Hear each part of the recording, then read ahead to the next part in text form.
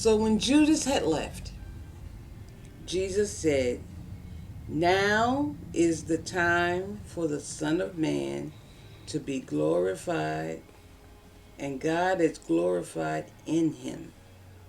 If God is glorified in him, God will also glorify him, the Son, in himself, and will glorify him at once. Little children, I am with you only a little longer. You will look for me, and as I told the Jews, so I tell you now, where I am going, you were not able to come. I am giving you a new commandment, that you love one another, just as I have loved him, loved you. Love you. Mm-hmm.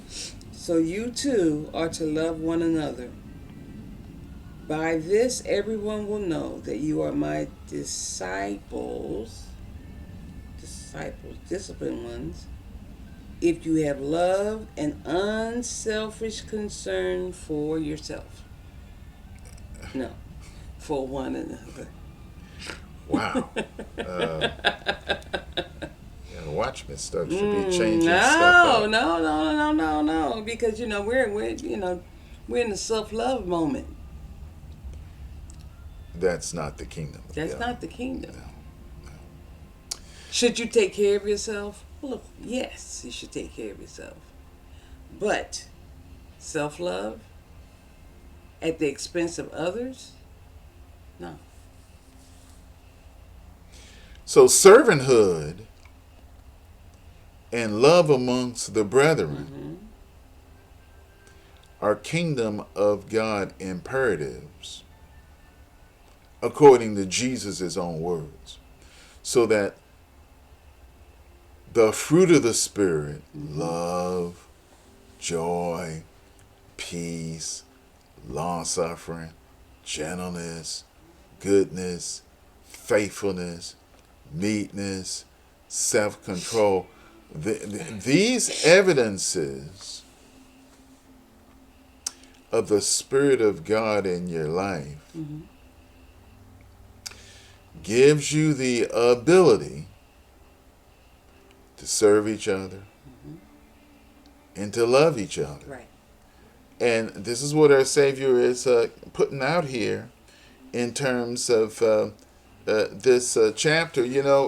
Chapter 13 gives us kingdom of God principles of service and love. And as these things are the overflow of a life submitted to the Lordship of Christ, great benefit will come to the body of Christ as we practice them.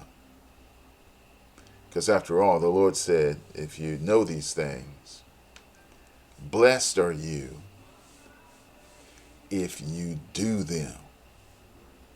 These are things that we are to practice in the kingdom of God. Now, I want to read out of my translation the passage beginning with verse 31. I have the New King James Version. So when he had gone out, when Judas had went out, Mm-hmm. being influenced of the devil to betray Christ, Jesus said, "Now the Son of Man is glorified, and God is glorified in him." In other words, after the devil entered Judas, our Savior knew that it was game on. He is going to obey the Lord Jesus Christ in becoming the Lamb of God. And this brings glory to God when the Lord Jesus Christ would obey God. Obedience, therefore, glorifies the Lord our God, and therefore that's what he's saying in this verse. Verse 32. If God is glorified in him, God will also glorify him in himself and glorify him immediately. This verse speaks of absolute and complete unity between God the Father and God the Son. There is God the Son. There is God the Father. God the Father does his work. God the Son does his work. There is no access to God the Father without acknowledging the truth about God the Son, because they are one together.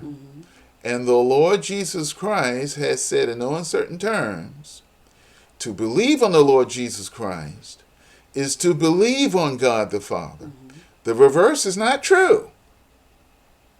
You can't believe on God the Father without acknowledging the truth about God the Son. We are to not put ourselves in the place of devils. Remember, the devils believe there's a God and they tremble.